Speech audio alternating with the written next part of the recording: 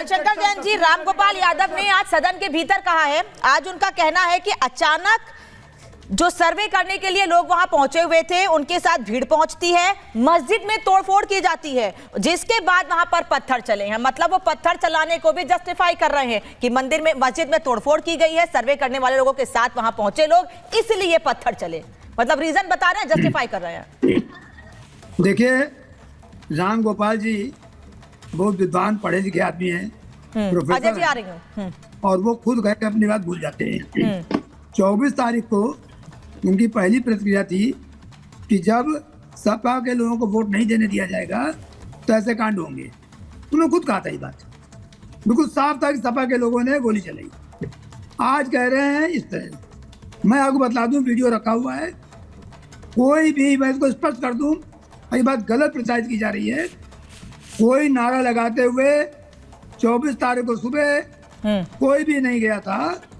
पूरी मैं बता दूं कि अधिवक्ता वादीगढ़ बिल्कुल गया था। कई सारे वीडियो उसमें सुन लीजिए, सुपुत्र के साथ सारे उन्मादी लोग लगातार नारे लगा रहे हैं। कितना झूठ बोल रहे हो आप नेशनल चैनल पे बैठ, और हमें बताओ कि क्या सिविल जज ने दोबारा बिल्कुल गलत कह रहे हैं, ऑर्डर दिया? नहीं भाई, ये गलत बात है। देखिए, ये गलत चीज है। नहीं सर, कही अपनी बात कही है। कहने दीजिए, मैं चिल्ला नहीं सकता हूँ। देखिए, 24, मैं आपको जो बता रहा हूँ, वीडियो रखा हुआ, देख लीजिए। 24 तारीख को सुबह सबको स्पष्ट इंस्ट्रक्शन थे कि 6:30 बजे कोतवाली संभल में सब इकट्ठा होंगे। मिस्टर जफर अली, मुस्लिम पक्ष के वकील, हिंदू पक्ष के वकील, डीजीसी, सरकारी वकील और प्रशासन के लोग सब 7 बजे तक वहाँ आए, और करीब 7:30 बजे ये पूरी टीम कोतवाली से वहाँ पहुंची है।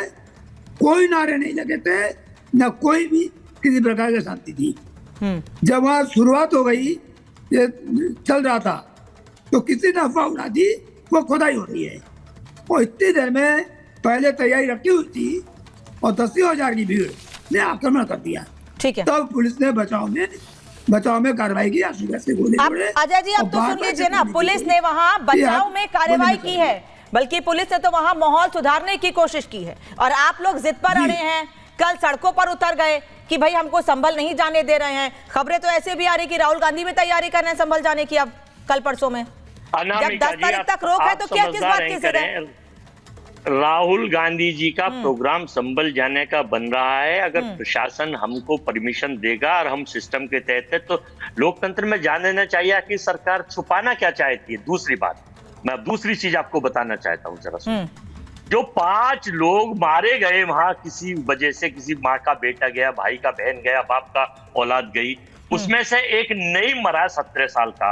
अगर ऐसे ही गोलीबारी रखेंगी तो कल को नंबर नरेश और नवीन और नीरज का भी आ सकता है। तब तो इस देश के सांप्रदायिक माहौल को खराब क्यों? ये लोग कह रहे हैं और ट्विटर पर ट्रेंड हो रहा है, ये मैं नहीं कह रहा कि आखिर भाई ये गोली ये नहीं देखती कि सामने नईम है, नरेश है, नवीन है, तो आखिर ये ऐसी स्थिति क्यों है? उनके तो बच्चे छिन गए ना। इसका जवाब कौन देगा? प्रशासन क्यों नहीं देगा?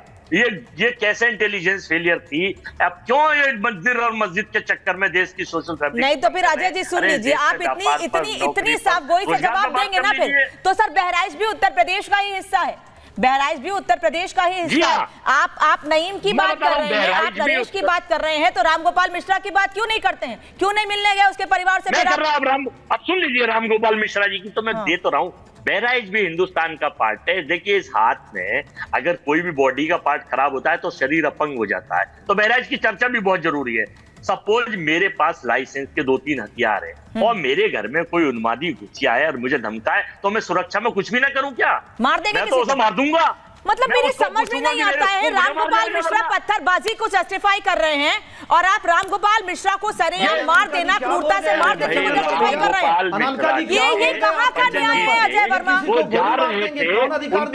नहीं, आप कैसे कह सकते हैं इस बात को? मेरी समझ से परे है अजय वर्मा। संवेदनशीलता की बात कर रहे हैं। मेरी बात समझ लीजिए, मुझे सुनने दीजिए एक बार, मैं डीजीपी सर से रिएक्शन लूंगी इस पर। एसएनसी ग्रुप जगह मत बोलिए। पे चढ़ के जाने की और वो मस्जिद के आगे वीडियो बजा के गाली बकने का, वो वीडियो पूरे मार देंगे, देखा है, लेकिन तो मार देंगे, क्योंकि दंगे इस तरह से मारेंगे कि एक युवक की जान चली जाए। मतलब आप किसी को मारने को जस्टिफाई कर रहे हैं।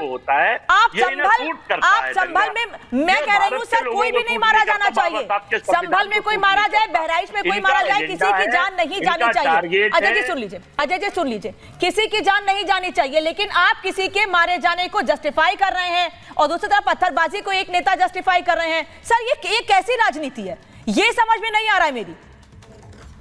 अजय वर्मा, देखिए, मैं कह रहा हूं कि इनके डिबेट्स में या इनके सिस्टम में जब तक पाकिस्तान, कब्रिस्तान, मुसलमान नहीं आएगा, इन्हें सूट नहीं करता। ये इनका पाठ्यक्रम है, जो 2014 से पाठ्यक्रम लिखा हुआ है और ये पाठ्यक्रम में शाही बदलते रहते हैं, कभी लाल शाही, कभी नीली शाही, कभी काली शाही, कभी सफेद शाही। 24 आ गया। अरे भाई, इस देश में 80 करोड़ लोगों को रोजगार मांगा था, 5 किलो अनाज दे दिया। ठीक है डीजीपी सर, सुरक्षा मांगी थी, डीजीपी सर, ये मुझे पता है कि आप राजनीति की बात नहीं करेंगे, लेकिन अगर आपकी संवेदनशीलता और आपका लगाव संभल से है, तो आपका लगाव बहराइच में मारे गए युवक से भी होना चाहिए, जिसको निर्ममता से मार दिया गया। जी, हाँ, एक आंख से आंसू बहे तो वो आंसू दूसरे आंख से बहे तो वो पानी भी नहीं, उसका कोई मान्यता नहीं। आपने बिल्कुल सही बिंदु पे आंख उठाया। आरजी कार मेडिकल कॉलेज में बच्ची के साथ सामूहिक बलात्कार, वहां भी सबके जो है सांप सूंघ गया था कि मेरा कंसंट्रेशन बिगड़ जाएगा, इसलिए मैं आरजी कार पे वक्तव्य नहीं दूंगा। वाह वाह वाह, अगर ऐसा कमजोर कंसंट्रेशन आपका है तो बेहतर होगा कि कंसंट्रेशन को सुधारने का इंतजाम कर लें आप। और ये वर्मा जी ने बड़ी खतरनाक बात कही है कि कोई हमारे ऊपर अगर आक्रमण करेगा तो हम गोली मार देंगे। जी नहीं, कानून आपको इजाजत देता है न्यूनतम बल प्रयोग जब तक आपके ऊपर जिस अनुपात में खतरा है। अगर आपको कोई गाली दे रहा है, थप्पड़ मारा था, आप उसको गोली नहीं मार सकते, नहीं मार सकते हैं। सर आप माफी के साथ रोक रही हूं आपको। एसएन सिंह साहब, बहुत संक्षेप में जवाब दीजिएगा, संभल के बाद बधाई। सवाल तो उठेगा ना फिर? नहीं, देखिए, हर व्यक्ति को स्वतंत्रता है कि वो अपनी बात कहने की। बहुत सारे लोग कह रहे हैं कि राष्ट्रपति भवन हमारा है, देश का पंचायत हमारा है, देश का पार्लियामेंट हमारा है, कल को कहेंगे रिपब्लिक भारत हमारा है। ये कहने का अधिकार उनका हो सकता है। तो जो भारत के और लोग भी हैं वो अपनी बातों को कहते हैं, लेकिन कोर्ट जो है वो न्यायालय है, वो जस्टिस। ठीक है मनोज सिंह काका, मुझे आखिरी जवाब दीजिएगा कि सबको मानना कि जियाउर रहमान बर्क कह रहे हैं कि समाजवादी पार्टी के डेलीगेशन को नहीं जाने दिया गया। अगर हम वहां जाएंगे तो हम वहां के माहौल को समझ जाएंगे। जिन पर माहौल बिगाड़ने को लेकर एफआईआर दर्ज है, वो माहौल संभालेंगे कैसे?